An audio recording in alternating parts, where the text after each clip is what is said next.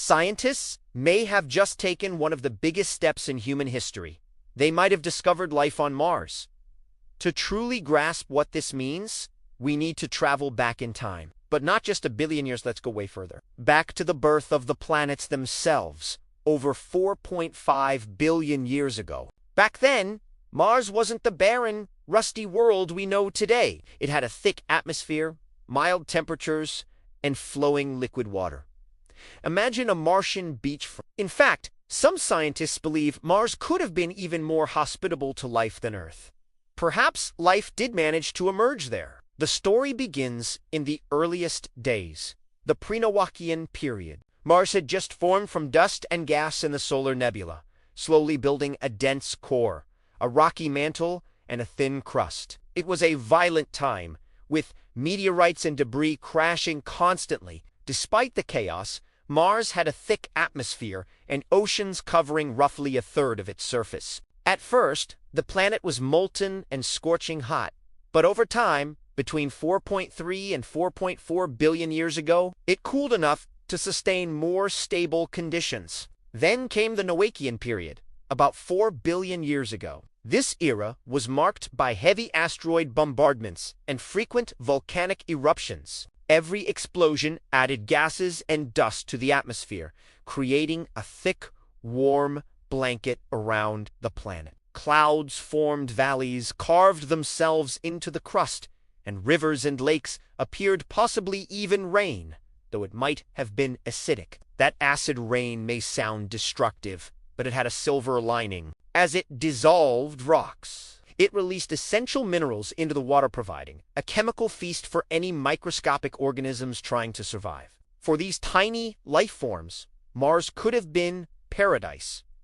But the good times didn't last. Between Quadintiun and 3.7 billion years ago, Mars began to cool from the inside out. Its magnetic field weakened and eventually disappeared, leaving the planet exposed to the sun's relentless solar wind. Without that protective shield, the atmosphere was slowly stripped away. Charged particles from the sun knocked electrons off air molecules, sending them into space and leaving Mars thinner and colder. Without an atmosphere, temperatures dropped and surface water began to vanish. The zones where life could survive became smaller and smaller, but there were still hope spots, pockets where life might cling on. Around 3.7 billion years ago, Mars entered the Hesperian period. It may still have had a northern ocean, though shrinking rapidly. It was still potentially teeming with microscopic life. Meanwhile, on Earth, primitive life was starting to flourish,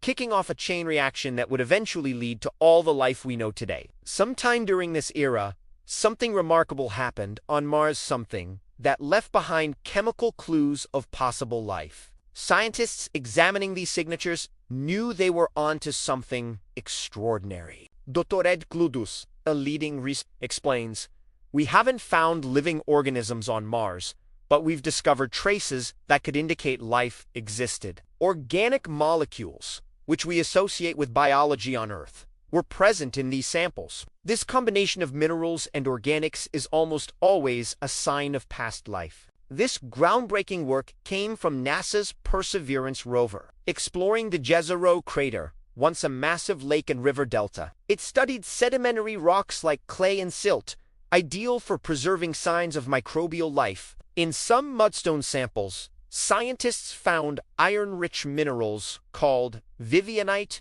and greek. These colorful spots could be fossilized remnants of Martian microbes from billions of years ago. Visualizing Mars 3.5 billion years ago helps us imagine this world. There were no aliens roaming around, but rivers could have been teeming with single-celled organisms. Mars, often thought of as a red desert, actually had skies tinged with blue and flowing water. Even with this discovery, life on Mars was likely limited to microbes. Perseverance collected samples, but we won't fully understand them until their return to Earth, likely around 2031 via a complex mission involving multiple robots and spacecraft. As Mars' magnetic field faded, volcanic activity gradually diminished. Ice locked away most of the water, and asteroids cause sudden floods and tsunamis. Interestingly, chunks of Mars were ejected into space, some landing on Earth.